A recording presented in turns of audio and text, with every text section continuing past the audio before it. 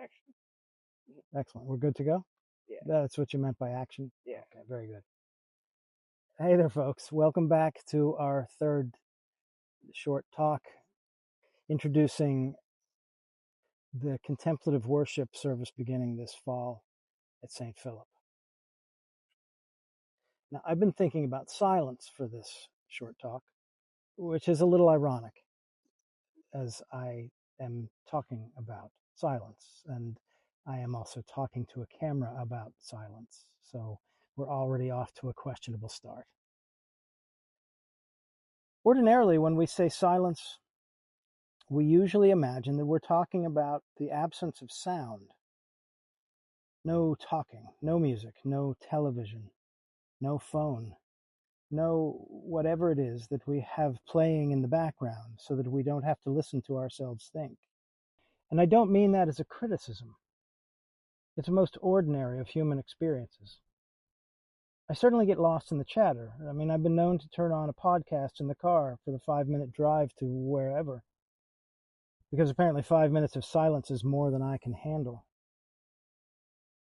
So maybe silence isn't quite as understandable as we think, as we assume, but best not to overthink it. Still, it's worth noticing. The interesting thing about sitting beside water is that it gives you a slightly different definition, because this pond isn't actually silent. If you listen for a minute, there's the wind, there are birds, there are children playing across the water. There's something moving under the lily pads. And then there's that little sound, which I hadn't noticed until I stopped talking. Something right around here. The sound didn't suddenly appear. I just became available to it. Isn't that what silence does? It doesn't necessarily make something happen. It gives us a chance to notice what was already happening. So our first conversation was about the deeper current, and the second was about attention. And now we speak of silence, of stillness. And the more I think about it, the less these seem like three different subjects. They circle around each other. The deeper current is here. Attention notices. Silence makes room. And then attention notices again. Maybe silence, stillness, is not the opposite of activity. Maybe it is the space in which activity becomes visible, becomes sensible. The water is in motion, the wind in motion. The birds are in motion. Thoughts and feelings are in motion. Worries, desires, all of it, moving, all in motion. And perhaps when we become quiet, we begin to notice not only the movement, but the stillness against which we notice it.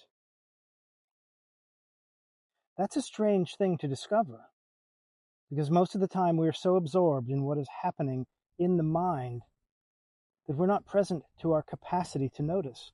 We falsely identify as the activity of mind, identified in that which we are absorbed.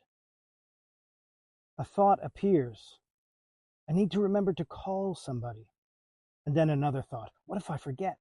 And another, why didn't I call yesterday? And pretty soon we aren't simply having thoughts. We are living inside them. The thought becomes the world. But contemplative practice offers another possibility. Not stop thinking, not get rid of the chatter, but simply notice. Notice the thought, notice the feeling, notice the impulse, notice the story beginning to form, and notice that you can see it, witness it. The thought is there, the attention is there, the movement is there, and something quieter is there too. Rather, it is all right here. We're not required to decide exactly what the quieter something is. We don't have to name it. We don't have to turn it into a doctrine. We needn't make a thing of it. we can simply notice. And perhaps this is where silence becomes a gift. Silence gives us enough room to witness the difference between the conditions we inhabit and the presence through which we witness such habit. I am angry, or anger is here. I am anxious, or anxiety is here. I am thinking about tomorrow, or planning is happening. Those aren't quite the same thing. Something loosens, not because the thought and feelings disappear, but because we are no longer completely inside it. We can see through it. And once we see something, we have a little more freedom in how we meet it. And that, I think, brings us back to attention. Attention isn't simply concentrating harder. It isn't forcing ourselves to focus. It isn't another achievement. It may be closer to becoming available to what is actually here. And that is why I keep returning to the phrase, where belief leaves off and attention continues. I want to be careful with that phrase because I don't mean that belief gets us only so far and then we throw belief away and replace it with attention. That is not what I mean. The "and" invites wonder. Belief and attention, faith and attention, tradition and experience, what we have received and what we discover as we actually attend to it. There are places where belief gives us language for something we cannot yet fully see. And there are places where attention invites us to stay with the question, sometimes to stay with the trouble. Not to abandon faith, not to manufacture certainty, but to remain awake. The Christian contemplative tradition has been trying to teach something like this for a very long time. The desert mothers and fathers, the monastics, the mystics, people who went into deserts, forests, monasteries, and caves because they wanted to get away from the noise. But I suspect they eventually discovered something rather inconvenient. You can go to the desert, but you take yourself with you. And that proves troublesome, because the noise isn't only outside. Sometimes the noisiest place we know is right here between our ears.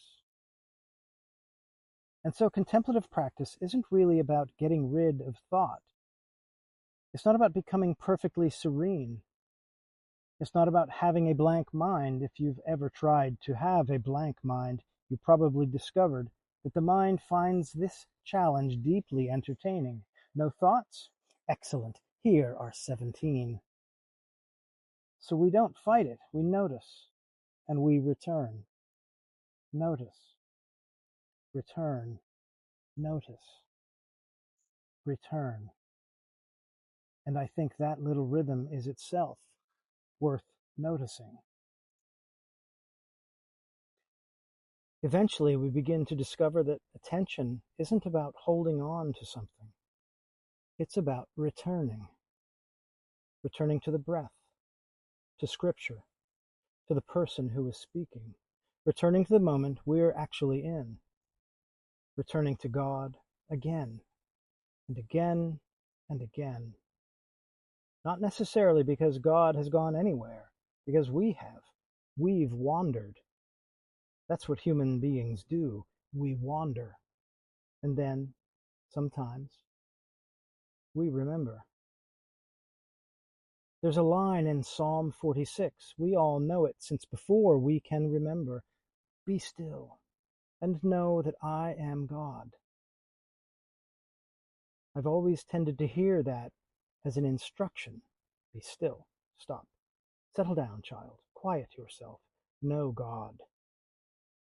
And there's nothing wrong with that, but sitting here, I wonder if it might also be heard as an invitation. Be still and notice. Be still and listen. Be still and remember. Not necessarily because stillness proves anything, but because stillness gives us a different way of encountering what is already here. I suspect that with our Christian language, to be still opens us to the reality of God's presence, which is only, ever, and always now. This is not something we have to manufacture, not something we have to argue ourselves into, but it is a possibility that we can attend to. That feels very different.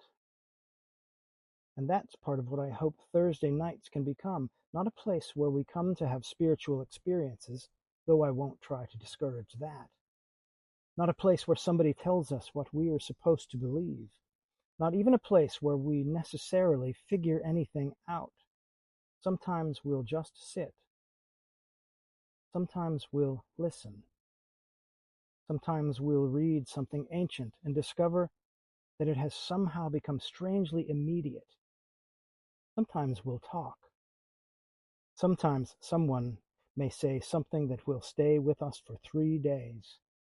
Likely at some point somebody will say something that makes absolutely no sense.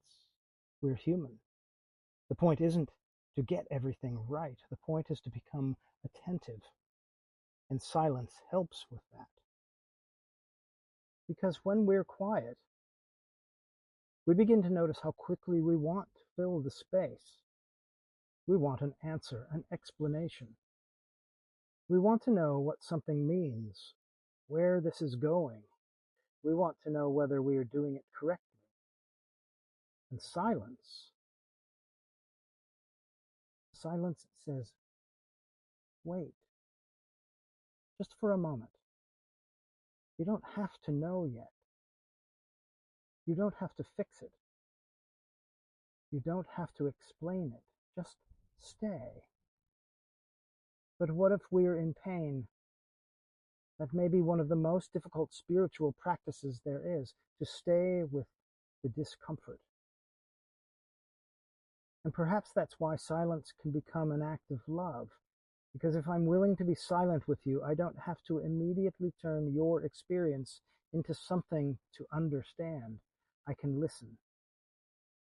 I can receive. I can let you remain, at least for a moment, a mystery to me. And perhaps the same is true of God. Maybe faith sometimes asks us not only to believe certain things about God, but to make enough room for God to remain God, to resist the temptation to reduce mystery to something we can explain. And that is where belief and attention can meet. Belief gives us a language. Attention keeps us awake to what that language is pointing toward. Silence gives us room. And then, oddly enough, the room begins to fill, not necessarily with words, with things we had stopped noticing. The birds, the water, the wind, the person sitting beside us, the ache we had been carrying, the gratitude we hadn't named, the thought that keeps returning, the possibility that maybe, just maybe, we are not as separate from the world as we have imagined. This breath, this conversation, this pond, this ordinary summer afternoon. The same world, seen differently. Or perhaps not even seen differently at first, simply seen. And so when we make room for silence on Thursday nights, we're not trying to manufacture holiness. We're not trying to become people who never think, never worry, never get distracted, never check their phones. That would be lovely. It would also be fiction. We're simply practicing returning. Returning to attention, to presence. Returning to one another, to the world. Returning to God. And maybe returning to ourselves. Not the self we have constructed, or we think we are supposed to be. Just this person, here, now. So perhaps silence isn't really about having nothing to say. Perhaps It's about becoming quiet enough to notice what doesn't need to shout. The water doesn't shout, neither do the trees. Does grace ever have cause to shout? And perhaps God has been speaking more quietly than we expected. Maybe that's why we need silence. Not because God is absent. We have become outstanding at being elsewhere. So we sit and we listen and we remember. The deeper current is still flowing. It was flowing before we noticed. It will flow after we leave. And perhaps the practice is simply learning to notice.